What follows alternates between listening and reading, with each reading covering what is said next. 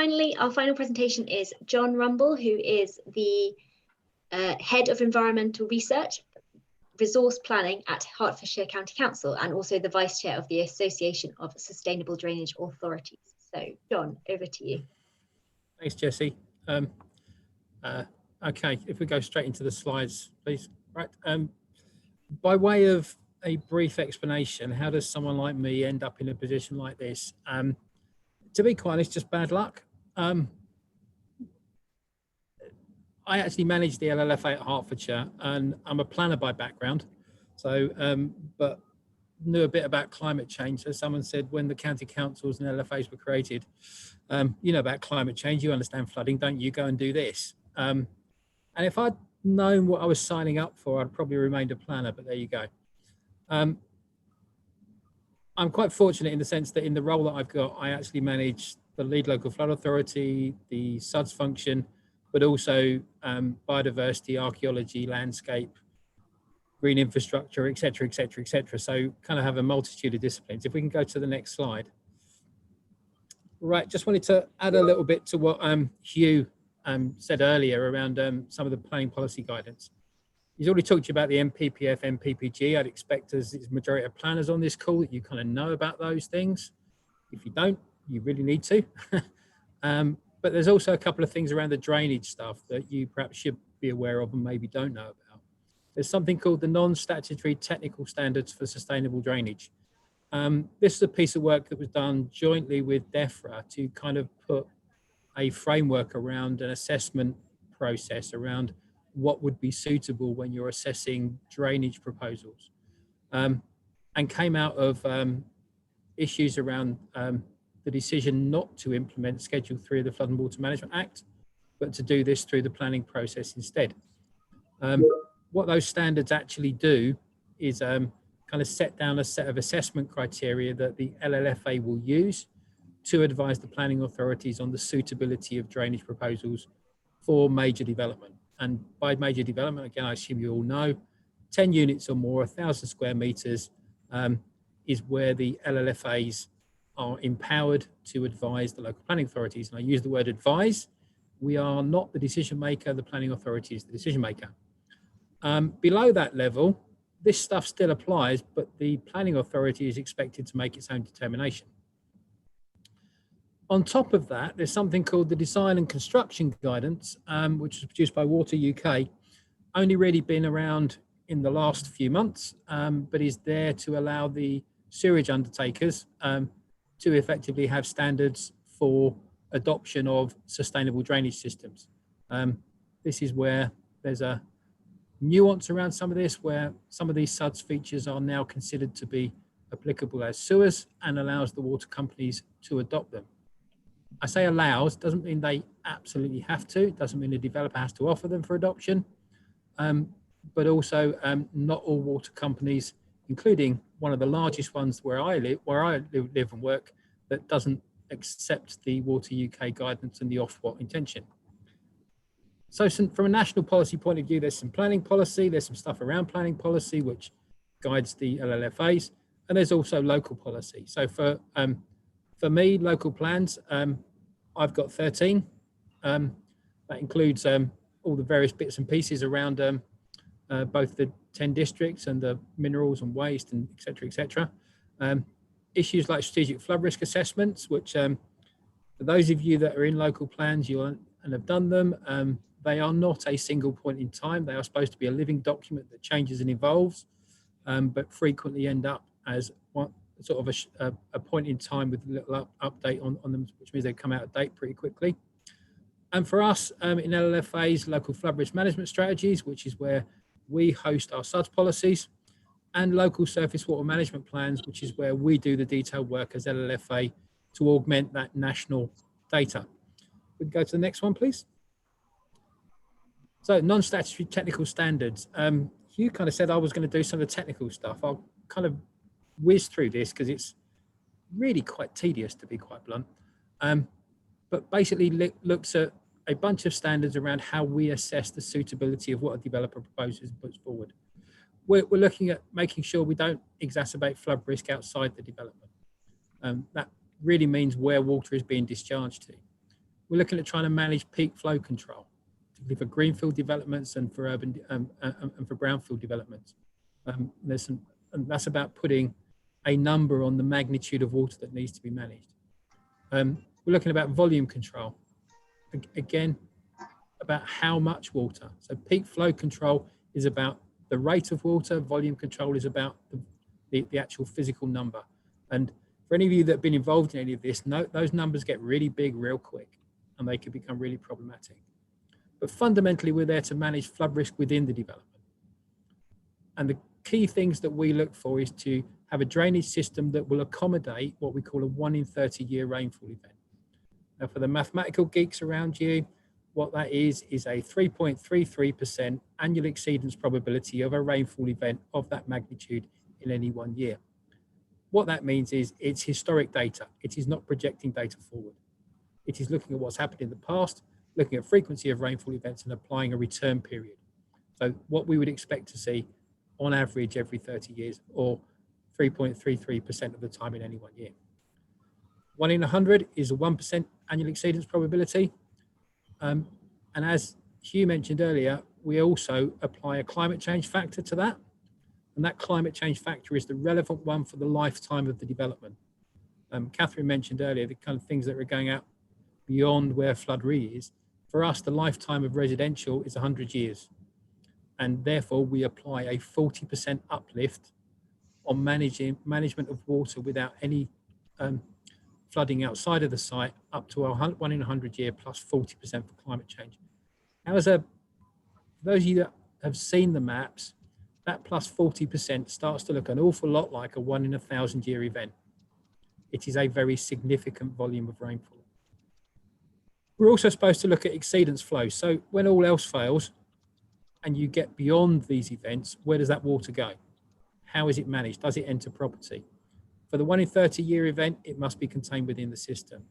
For the 1 in 100 year event, it can be contained on the site, but should not enter buildings. Exceedance routes, to be quite frank, all bets are off, because if we're in that scenario, all we want to know is what's going to happen, but property is likely to be flooded. We also look at structural integrity. Number of areas where that might be relevant is if someone's proposing a blue roof, putting effectively storage on top of the roof of a building. We are supposed to look at whether the structural calcs on that actually means that can happen. We're also supposed to look at if people are culverting structures or pipes under road surfaces, that they are structurally sound. Not being an engineer myself, I get someone else to do that. We also design for maintenance and also consider conditions where pumping can be considered. One of the things I usually say an awful lot is if you can design a system where you can unblock it with a pointed stick, that's probably better than having what we would call a big vector unit to suck things out. Basically, because it's visible, it's legible, and it can be done by anybody. And we also look at the construction process, how it's actually done, how it links with that infrastructure, and how damage and rectification can be looked at prior to completion. Next slide, please. What are we trying to achieve? Fundamentally, at the moment, the approach to SuDS really is trying to deal with water quantity and water quality. So managing the quantity of runoff and trying to look at the quality of runoff and where it's going to. But it's primarily about quantity. The reason we get concerned about quality is if it's discharging to rivers, then you can have urban diffuse pollution is a big issue, and we can have a significant impact on our sort of aquatic ecology if we are not mindful of where water quality needs to be thought about. Increasingly, for good SuDS design, we're looking to hit all 4 of those pillars. Trying to design for amenity, that means the SuDS are green, they're integrated, they're available to use for other purposes or multi-functionality. And also we're trying to manage for biodiversity. We're expecting significant changes around biodiversity net gain to come in the next year or so. And certainly there's an expectation that SuDS, and particularly green SuDS, will play a role in delivering biodiversity on new development. We can go on, please. Okay, how does this work in practice? When I was asked to do this, I thought what I would actually do is try and talk you through a case study, give you a bit of a picture on how this kind of works in practice. This is a location in Hertfordshire, a place called Whitwell. Don't expect anybody to know it. It's pretty small. It's a village of around about sort of 400 or 500 homes, but not that far away from some major towns. The picture in your top right-hand corner is what actually happened to one of the properties in 2014. And we had a significant flooding event which actually affected on around 5 or 6 properties in total, but to a depth where they were flooded out. And if any of you have ever been around a flooded property, even a small amount of water can cause a significant amount of damage. It is a village, not too far from a major town called Hitchin, but very small and with a river running down the bottom of it. On to the next slide, please. So in 2014, that site flooded, and we in the LLFA conducted what we call a Section 19 flood investigation.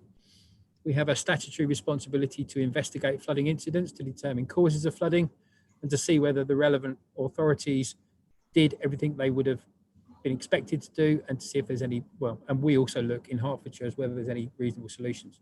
In this circumstance, flooding was caused by overland flooding, coming from a significant catchment, which went through, affected about 4 or 5 properties, because ultimately that water was coming off upland areas around the village and trying to get down to the river by using overland flow paths. Can we go to the next slide, please?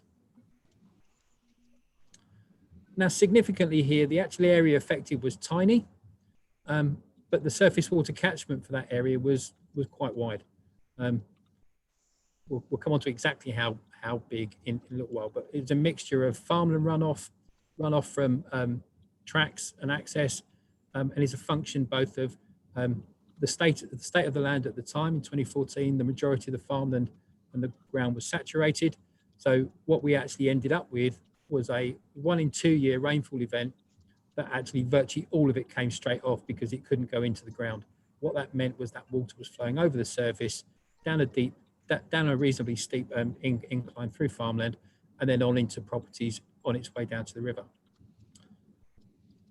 This event affected probably about 4 or 5 properties, and there was a significant amount of water, and practically there is no reasonable mechanism to protect those properties other than maybe getting in and literally putting in property protection, because you cannot create a scheme that would divert that water around. There's also a problem of where was that water going to go to, because if you take it around the properties that are impacted, you've got to take it through other properties to get it to the river. So a problem, we did the investigation, came to the conclusion that, to be quite honest, not much we can do about it, which is not a good message when you're talking to people that are still trying to actually get their properties back into a habitable condition. You're saying to them, well, it could happen at any other time, any time with the right set of circumstances. Next slide, please. So this is a solution where we were pretty opportunistic. A proposal came forward for a development at Bendish Lane in Whitwell with a site area of 5.9 hectares, 41 units. Underlying geology was chalk.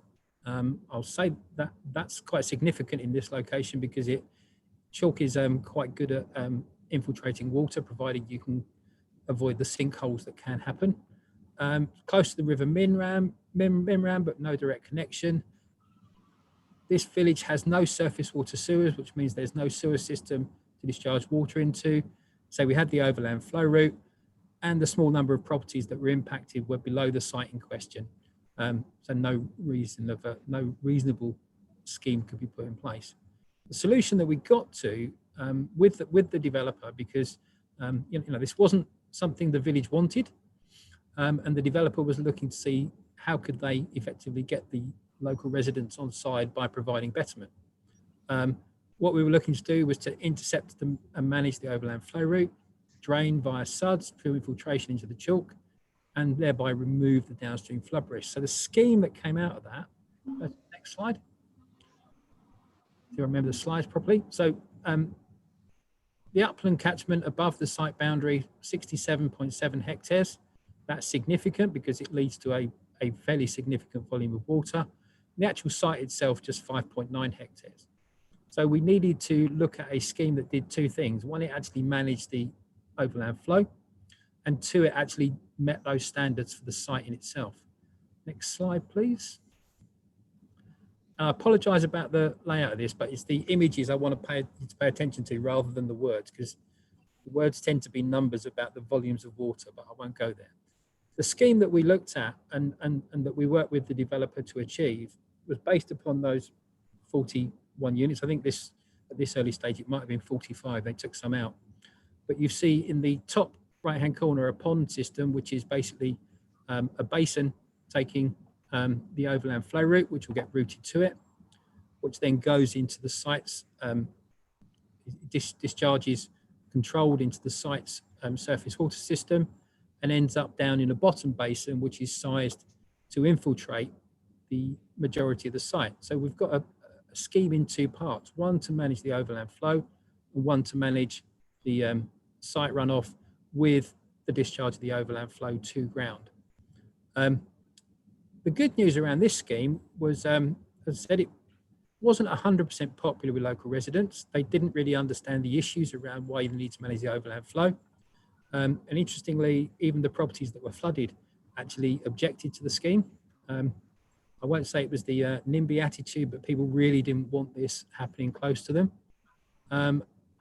Despite the officer's recommendation for approval, because the betterment was significant, it was actually refused at planning committee on landscape impact grounds, because the pond at the top of the site was visible and people were concerned that it would have an impact on the views from the site. So the developer came back to us, said, I'm not getting approval for something which is on the surface visible. Can I go to a tanked scheme? So if we can go to the next slide. What we ended up with is exactly the same scheme, as you can see, but the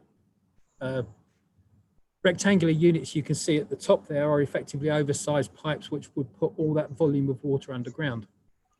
And again, this time, this scheme was approved. However, because we'd negated the landscape impact, the developer went back to, decided to appeal the first scheme because it was refused against the officer's recommendation, successfully argued the case that it was a simpler scheme, more resilient from a risk point of view, and significantly cheaper to implement because this was significantly more expensive, and won the appeal. The scheme is now developed. The properties that were at risk are protected. The SuDS features are in and work, and the open basin is there successfully intercepting flow. I think the key thing here is to recognise that, yes, we've facilitated development to happen, but it's given some betterment to the community. It's dealt with an issue that couldn't have been dealt with from a normal flood risk perspective. And you can work successfully with developers to get this level of betterment if you have the support of the planning authority. And the key thing here was, although this site came forward, it was part of the local plan.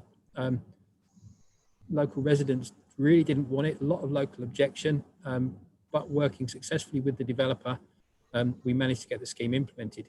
We didn't have to stand up at the appeal and support them, which is something we wouldn't normally do. But what we've actually got is a legible scheme. It's simple, it's effective, and as far as we know, it will work until it doesn't work. I'll kind of stop there. That's been pretty much a potted history and just a demonstration of one of the things you can achieve. And I apologise about the resolution on these things, but it's the images that are important. The key thing with these schemes is to try and be opportunistic where you can when you know you've got problems, but also trying to actually building the capability from an LLFA perspective to engage with the planners, to look for those opportunities and trying to use development to release things that otherwise would be really problematic to do. From my point of view, I actually see new development as a big opportunity, which is kind of a difficult message for some locations where they're perhaps fighting against these things. Thank you.